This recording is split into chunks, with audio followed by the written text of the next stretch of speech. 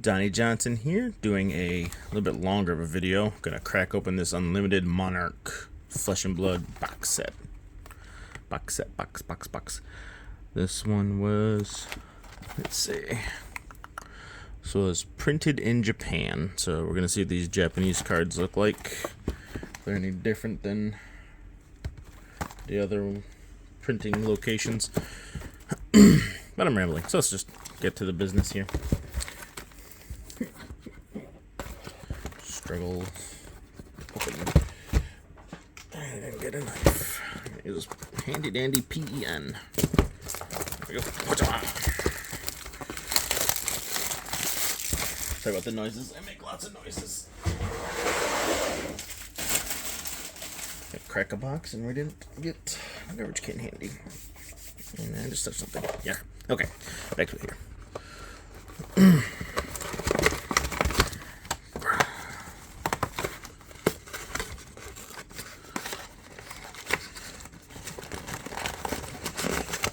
Display is not working with me. I think I tore it. Oh wow. 24 packs, Monarch Unlimited. It's supposed to be a hot set right now. So we're just gonna go off the notion that it is cracking for fun. Let's see where we pull. Those bad boys up there. Let's go. Let's try to go. Come on. There we go.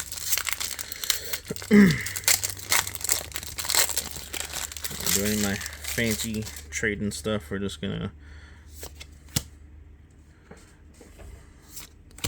show off what these cards are. See what pulls I get here. All from Beyond Rare. Time Skippers. Common Equipment Foil.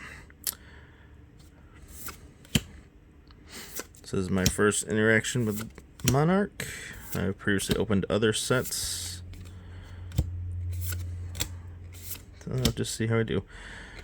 Earth Shatter Reaper. It's a demon ally. Blasphemet. That's cool.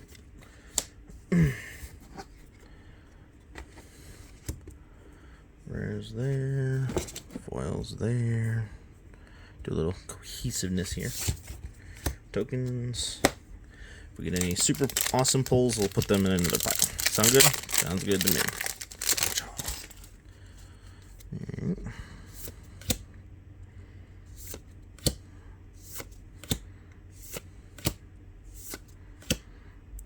Soul Harvest.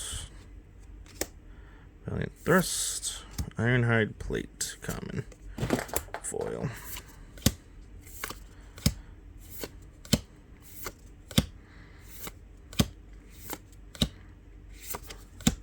And a Bolton.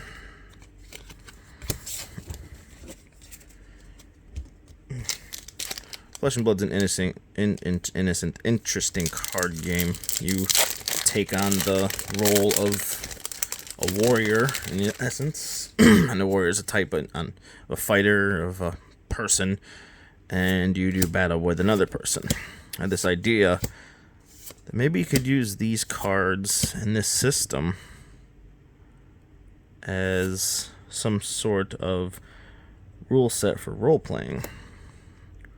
My first Majestic, it's non-hollow. Set that to the side. So like you take the character and you can use the equipment you want, and within reason, of course. And you play your actions as normal. You can use cards in the system to battle. Essentially, it just replace the combat. Getting a little lengthy with this description, but it replaces the combat. And what would you be combating? Magic the Gathering monsters, creatures, because they all have a power and toughness. Very similar to the attack and defense in this game. Got 3 rares. That's interesting. So the DM could throw Magic the Gathering creatures at you. and you could battle them using your character in this. Of course, take a little tuning. I'm sure figure out something to get it to work.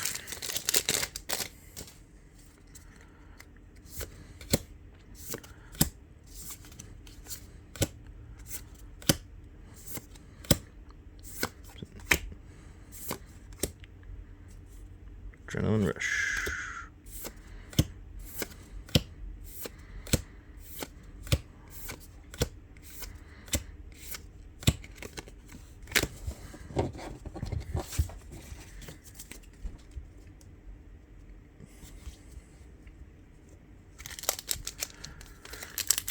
So, with my eBay store, some of you don't know I have an eBay store.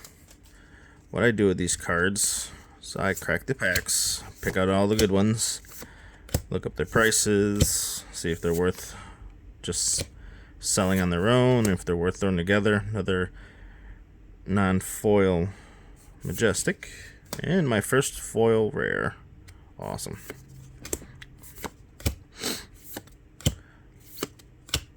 So just the regular rares, I see if they're worth anything. If not, I put them in a bulk, just throw them all together, put them up as a listing in my store. With the foil commons, they're usually not worth anything, so I'll put them up as individual auctions in my store and then just bulk them out after if they don't sell for so long. With any cards worth anything over $2, I list them individually.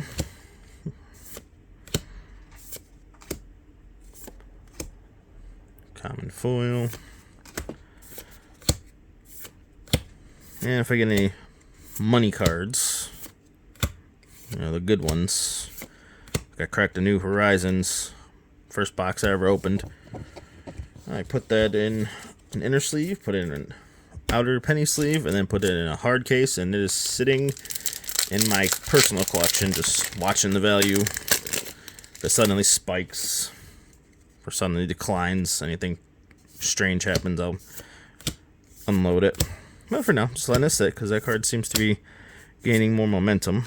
Yeah, look at that. Another non-foil Majestic and a foil Memorial Ground. It is foil, but it's kind of hard to see.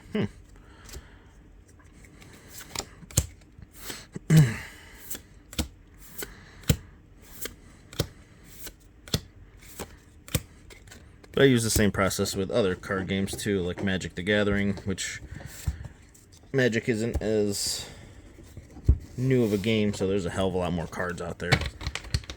Just like with Pokemon, there's a ton of cards out there too. These games have been going since the early 90s.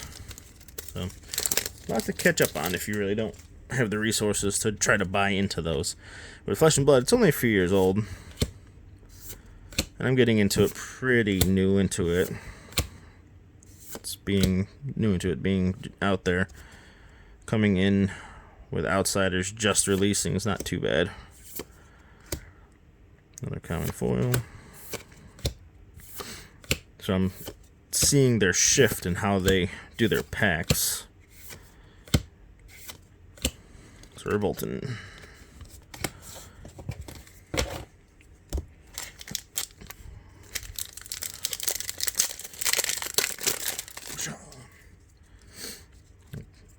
They went from having two printings of the same sets, one first edition and the other unlimited, to just a single edition, but they kind of skewed the numbers for your pulls. Let's be a little more in line with the other card games, which is an interesting choice. We'll just see how that affects the market with these cards.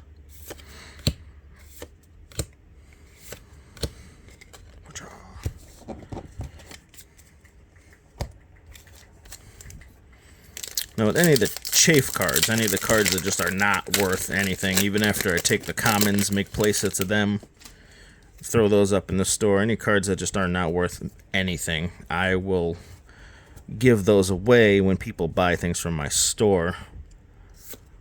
I'll include it in the bottom of your box whenever you buy something, and you'll get just a little freebie for placing an order in my store, kind of a little Easy, thank you. Foil common.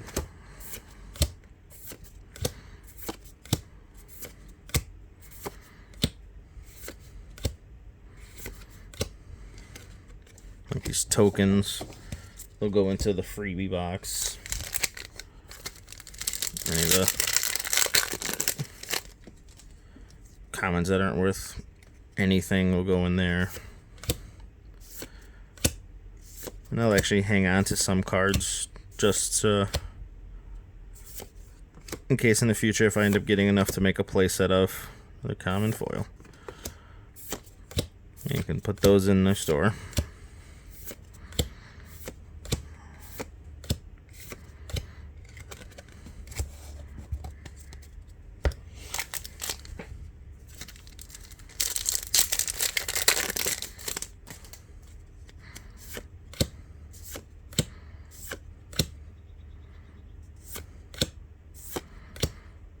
Herald of Judgment. As above, and then another foil common.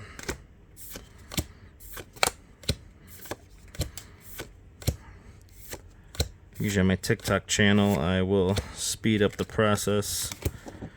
I'll rearrange the cards so it's a little more dramatic.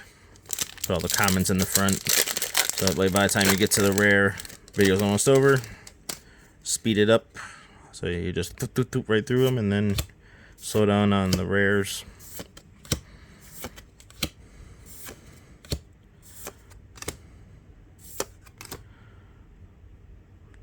Another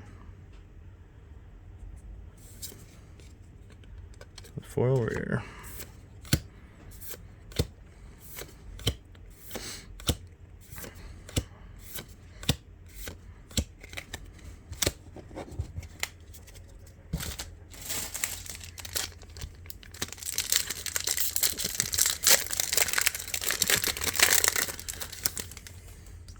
I hate the idea of buying unlimited cards because they are, in essence, not worth anything like some of the more expensive cards, but you can get at that bomb pull, then you'll be okay, but otherwise most of these rares, most of these foil commons are all just, they're going to be worthless.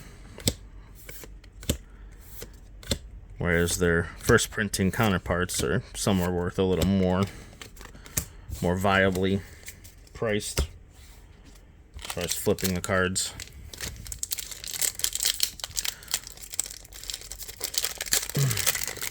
But I got a deal in this box. I figured, what the hell, I'll just try it. See what I get out of it. I'm not a player, nor am I a collector of this game. I see how the game is played. It's very interesting. I'm not interested. I just don't really have time to play. So I figured I'd just build my store up with some of these different card games and see where it takes me.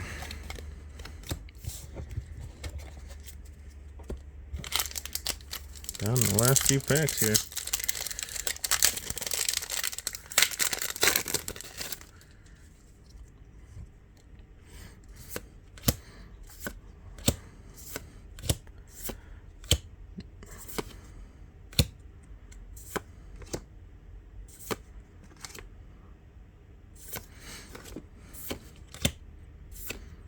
It makes me wonder with this company, Legendary Studios, if they know which boxes have the bomb pulls, and they just make sure that someone doesn't buy a case with 4 bomb boxes in it, like 4 amazing boxes. And can they have these packaged? They really pay attention to where the money cards are. You know, there's not complete anonymity with these. Anonymity. These foils are not very foily. Again, these are the ones in Japan, so maybe that's why they're not so super shiny. That's why I was a little apprehensive about buying these, but like I said, I got a deal on this box, so. As long as I can get my money back, I'll be content. And I get to make a longer form video, which I don't usually make these.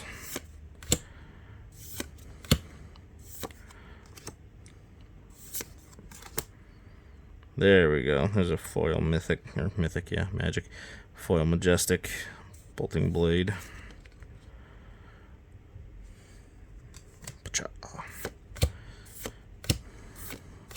Have to check these prices later. If I get a little ambition, I'll go through the video and put the prices on the screen. If not, then you're looking at just me opening cards and talking about bullshit. Anybody is watching, thank you. I appreciate that. Like, subscribe, and follow for more. Check out my TikTok until the government takes TikTok down, and then, well, check out my YouTube. Not doing Instagram. Contemplating tearing my Instagram down, because fuck Meta, right? How much better is Google? Honestly. I'm worried about data collection. Well, every single one of them collect your data and sell it to everyone else, so whatever. I'm proud to be an American. At least I know my data is free to the highest bidder.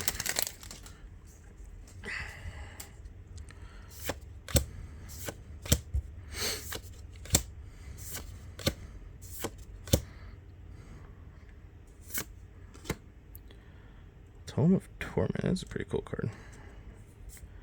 There's another mythic. Anyway, I'll get used to it eventually. And this one also came with a foil rare. So this is part of my bomb pack, my good pack. Let's see what else we get. Not feeling too overly enthused about this box, but I don't know what these prices are. Just going based off experience, which I have a little bit of because I've opened a few boxes now. On the last three. Man, these go quick, don't they? Let's do this one first.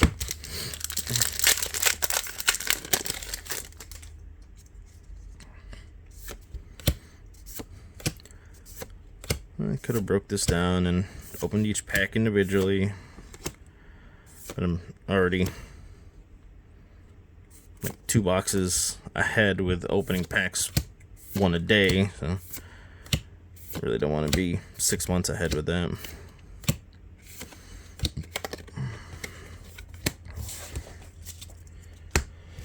Last 2.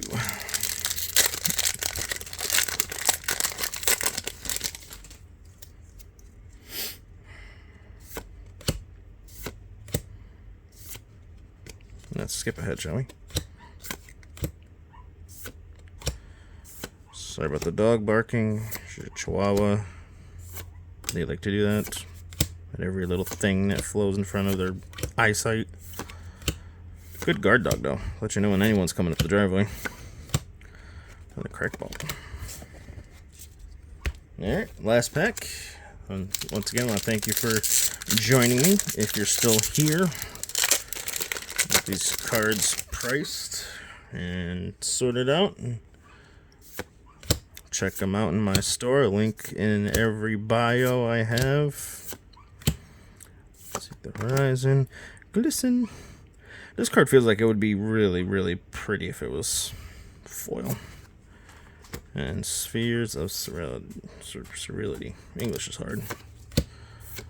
Alright.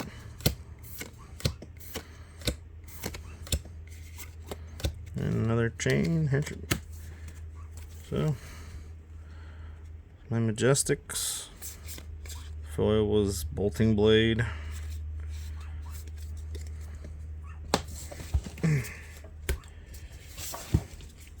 Token pile. The rares. Quick thing in the rares. I said I don't know if any of these are worth anything, and I will be looking. Usually rares aren't worth garbage. Another Glistenous. I feel that card would be so much more pretty if it was foil. Foils, including a couple of rares, which I'm gonna pop on the top here. Foils, foils, foils, foils.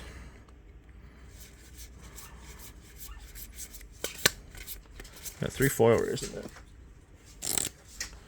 Hey, thanks for watching.